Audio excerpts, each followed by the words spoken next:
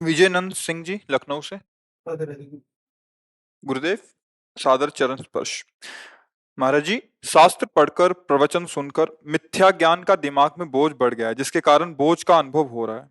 गुरुदेव, हृदय में प्रेम कैसे उत्पन्न हो, मार्गदर्शन करें। हाँ, प्रभु की चरणारविंद की जब प्रीति वृत्ति आती है तो झाड़ू लग जाती है। ये सब बह जाता है, ये सब बह जाता है। भाई जी ने एक पद में कहा, श्री हनुमान प्रसाद पोद्दार ने, मुझे बुद्धिहीन बना दो हे भगवान। बहुत परेशान कर देती बुद्धि। शास्त्रारण्य है, अगर गुरुदेव के वचन पकड़ कर नहीं चले तो भ्रमित हो जाओगे और भटकते घूमते हो, पूरा जन्म व्यतीत हो जाएगा। और उसी जैसे माया की भूल भुलैया, ऐसे शास्त्रारण्य में भूल जाओगे, क्योंकि जानकारियां ही जानकारियां, अनुभव तो कुछ है नहीं। 56 प्रकार के कैसे बनाए जाते हैं आप बहुत अच्छी तरह बोल सकते हैं, लेकिन कभी बना के एक बार भरपेट पाया हो, तब जब बोलोगे तो आपका जो चेहरा है, आपके जो नेत्र हैं, वो सामने वाले को स्वाद बता देंगे कि ऐसी होती है जलेबी। क्योंकि उसने जलेबी खाई है, तो जब वर्णन करेगा ना, तो सामने वाले के मुंह में पानी आने लगेगा। और सूखा वर्णन, तो शास्त्र ज्ञान बिना अनुभूति के ऐसा ही है, जैसे कि हलवा और खीर और ये वो वर्णन सब बड़े लच्छेदार से हो रहा है, लेकिन कभी बैठकर बनाकर उसने इस पद्धति से खाया नहीं, तो स्वाद किसका होगा। एक बार पूज्यपाद सिउड़िया बाबा जी गंगा किनारे भ्रमण कर रहे थे, तो कानपुर और बिठूर के ब्रह्मावर्त के बीच में एक योग वाशिष्ठ का प्रवचन कर रहे थे। बाबा ब्रह्म बोध संपन्न महापुरुष, तत्व ज्ञान ही योग वाशिष्ठ में तत्व ज्ञान का ही वर्णन है, ब्रह्म तत्व का। भगवान श्री राम से वशिष्ठ जी उपदेश कर रहे हैं। भगवान श्री राम के प्रश्न विभिन्न उदाहरणों द्वारा एक ही परम तत्व का बोध करा, वो वेदांत दर्शन का सार। बाबा बहुत इतना सुंदर वेदांत वर्णन, जब कथा संपन्न हुई, वो केवल योग वाशिष्ठ का ही प्रवचन कर रहे। बाबा एकांत में मिले, एक अरुण वस्त्र भगवा वस्त्र धारण के, लौकी का कमंडल, वीतराग परमहंस उड़िया बाबा, बड़े महापुरुष हुए। उनका, भैया सच्ची बताना, जो तुम बोल रहे थे इसका स्वाद लिया है? तो उनका, स्वामी जी आप हमारे आश्रम के गुरु हैं। जैसे ब्रह्मचर्य, गृहस्थ, वानप्रस्थ, सन्यास, तो कोई भी सन्यासी हो, गृहस्थ का तो वो गुरु आश्रम ही है ना। तो हम आपसे मिथ्या नहीं बोलेंगे, हम केवल विद्वता और प्रवीणता से वर्णन कर रहे हैं, वस्तुतः मुझे तत्व का अनुभव नहीं। बाबा ने कहा ठीक, चलिए। तब बाबा ने वर्णन किया कि मैं आश्चर्यचकित हो गया कि इतनी सूक्ष्मता से तत्व का वर्णन करने वाला बिल्कुल कोरा है, उसको बोध ही नहीं है। क्योंकि बोध अलग है और आत्मज्ञान वर्णन करना ये अलग है। तो शास्त्रों का ज्ञान हो जाना, अगर हमें अनुभव नहीं तो बोझा ही तो है ना। क्यों म्यों तर्क विवाद, ये सूत्र वो श्लोक वो श्लोक, लेकिन अनुभव तो एक बात का भी नहीं है। तो वाह वाह तालियां बज सकती हैं, लेकिन आपका हृदय विश्राम भोगों में ही मानेगा, फिर शास्त्र का मतलब क्या रह गया। समझ रहे ना असलियत। हृदय आपका विश्राम भोगों में ही मानेगा, कि इंद्रियों के भोग, खान पान विविध प्रकार के, और वर्णन बड़ा वैराग्य का और शास्त्र का। तो इसे जानते हो, इसे क्या कहते हैं? पाखंड। इसी को पाखंड कहते हैं। जो है नहीं, वाणी में कुछ और है, हृदय में कुछ और है, आचरण में कुछ और है। बिन विवेक वैराग्य भक्ति बिन सत्य नए को मानो, भगवत ऋषि जी आदेश कर रहे हैं। भगवत विमुख कपट चतुराई सो पाखंड नहीं जानो, महापुरुष जन आदेश करते हैं। सीधी बात है, कोई भी श्वास अपने स्वामी के स्मरण के बिना ना जाए। पहले यहां से मानी हुई संख्या से सवाल हल हो जाता है। देखो, हम आकार में फंसे हैं, निराकार की बातों से हमारा काम हल होने वाला नहीं। बातें करोगे निराकार की और भोगोगे आकार को। छाती में हाथ रख के भगवान को, गुरु को साक्षी करके देख लेना हमारी बात। जो हम बातें करते हैं उनको देख लेना। जैसे मान लो कोई ये बात सुने, तो तर्क की जरूरत नहीं है, अपने गुरु को साक्षी करना और अपने उस आराध्य को साक्षी करना, चाहे निराकार मानना चाहे साकार, और फिर देख लेना। बातें तुम करोगे निराकार की और फंसे होगे आकार में। भैया, आकार के द्वारा ही आकार की आसक्ति का त्याग करो। जैसे हमारे गुरुदेव आकार रूप में हैं, जो उपदेश कर रहे हैं उसी परम तत्व का, चाहे निराकार चाहे सगुण साकार, लेकिन उपदेश कहां से मिल रहा है? आकार से। हम अपना फसाव जो आकार में किए हैं, चाहे जिस वस्तु का आकार है, आप देखो बर्फी, गुलाब जामुन, रसगुल्ला, रबड़ी, आकार है ना, पहले आकार आता है ना, हम फंसे कहाँ हैं? आकार में। अब हम क्या करें? हमारे भगवान ने हमारी सारी फसावट दूर करने के लिए आचार्य रूप से, गुरु रूप से, इष्ट रूप से आकार धारण किया। वही राम, वही नारायण, वही हरि, वही कृष्ण, वही आचार्य, वही गुरुदेव। पकड़ो आकार को, जैसे कांटा लग गया हो तो उस कांटे को निकालने के लिए चाकू या तलवार की जरूरत नहीं है।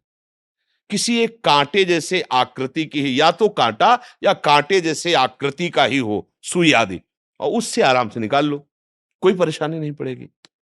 तलवार से कांटा थोड़ी निकलेगा, बहुत है महिमा उसकी, बहुत है, लेकिन कांटा नहीं निकलेगा। हम फंसे जहां हैं, नाम रूप में फंसे हैं। स्पष्ट देख लो, हम क्या होता है कि ज्ञान झाड़ करके अपने को ज्ञानी साबित करते हैं, और स्थिति होती है कुछ और।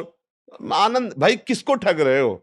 किसको भुलावे में डाल रहे हो? हम अपने आप को भुलावे में डाल रहे हैं। हम आपको, अपना को ज्ञानी सिद्ध करके, महान सिद्ध करके, और हमारे आचरण नहीं है, हमारी स्थिति नहीं, तो हम भुला किसको रहे हैं? अपने आप को भुला रहे हैं। धोखा किसको दे रहे हैं? हम अपने आप को धोखा दे रहे हैं। जो निराकार है वही साकार है, जो साकार है वही निराकार। जैसे मान लो भगवान नारायण को मानते हो, तो भगवान नारायण कहो ऐसी कौन सी जगह जहां नहीं है ना सर्वत्र? कोई कण ऐसा नहीं जहां भगवान नारायण हो। तो वहां क्या चतुर्भुज रूप से विराजमान है क्या? मान लो कहा एक कण में भी ऐसा नहीं कि भगवान ना हो। एक कण उठाया तो उसमें भी भगवान है। कहां भगवान है? बोले व्याप्त भगवान है। कौन भगवान है? बोले जिनका आकार नहीं है वो भगवान व्याप्त है चराचर जगत। विष्णु माने व्याप्त, राम, रमा, कृष्ण सबको आकर्षित कर रहा, वही परम तत्व। अच्छा, जब इधर देखा चतुर्भुज शंख चक्र गदा पद्म धारण किए, तो वो कौन है? जो सब में अपनी महिमा से व्याप्त है, वही संपूर्ण महिमा ने रूप धारण कर लिया। अब हमारे लिए सरसता हो गई। अब उनके रूप का ध्यान करेंगे, उनके नाम का नारायण नारायण नारायण जप करेंगे, उनके चरणों की आराधना करेंगे, और जहां तन्मय हुए तो दो नहीं रह गए, एक हो गए। जो उधर वही इधर। अब जो भी वो है, साकार निराकार, सब कुछ परिचय मिल गया, कुछ नहीं बचा, वहीं आ गया। सब आकार से हट गया, सब नाम रूप से हट गया, और वो तत्स्वरूप हो गया, भगवत स्वरूप हो गया। अगर आगे प्रेम भाव ज्यादा प्रकट हो रहा है, तो फिर एक होते हुए भी वो दासत्व में रहता है। जैसे जय विजय आदि हैं, ये भगवान ही है के स्वरूप ही है, इतना कम नहीं है, पर इतना कम ना होते हुए भी वो दासत्व में है। प्रभु स्वामी और वो सेवक भाव में है। सेवक स्वामी भाव रसास्वादन तत्वता जैसे वैकुंठ में है, सब भगवत स्वरूप ही है, कोई अंतर नहीं है। वैसे भी रूप में भी श्रीवत्स लांछन श्री लांछन चिन्ह के अलावा सब कुछ पार्षद वैसे ही है। वैसे ही श्याम घन मूर्ति, वैसे ही कमल लोचन, वैसे ही चतुर्भुज, वैसे ही अस्त्र शस्त्रों से संपन्न। तो बात समझ में आ रही? किसका प्रश्न था? आपका। हाँ, तो ये जो शास्त्र ज्ञान है, इसको हम अनुभव में लाएं। चाहे हमारा निराकार मार्ग हो, चाहे साकार हो, वो वही है जिसे प्रणव ओंकार कहा गया। वही राम है, वही कृष्ण है, वही हरि है। जिसको ये समझ में नहीं आया, तो अभी वो एक पक्ष को समझा। एक बार कई अंधे लोग थे, तो एक हाथी को देखा। वो भैया हाथी को समझ रहे हो? बोले पूरा समझ रहे हैं। बोले कैसा है? तो एक नेत्र वाला वहां खड़ा था। बोले हाथी, उसका पैर पकड़ा, बोले हाथी खंभे जैसा है। एक ने कान पकड़े, बोले हाथी सूप जैसा है। अलग अलग अंग। एक ने पेट, बोले पहाड़ जैसा है। अलग अलग अंगों को देख करके वो अलग अलग और झगड़ा करने लगे। नहीं, हमने तो अनुभव किया है हाथी खंभे जैसा। तो नेत्र वाले ने कहा भैया झगड़ा की जरूरत नहीं, तुम सब हाथी के ही अंगों का वर्णन करते हो, लेकिन संपूर्ण हाथी का नहीं, एक अंग का। ये जितने झगड़े होते हैं संपूर्णता पे ना समझने के कारण ये झगड़े होते हैं। एक एक अंग सब उसी के हैं।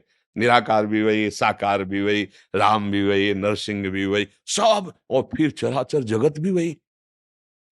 गोस्वामी जी कह रहे हैं ना, सी राम में सब जग झगड़ा शब्द अपूर्णता का है।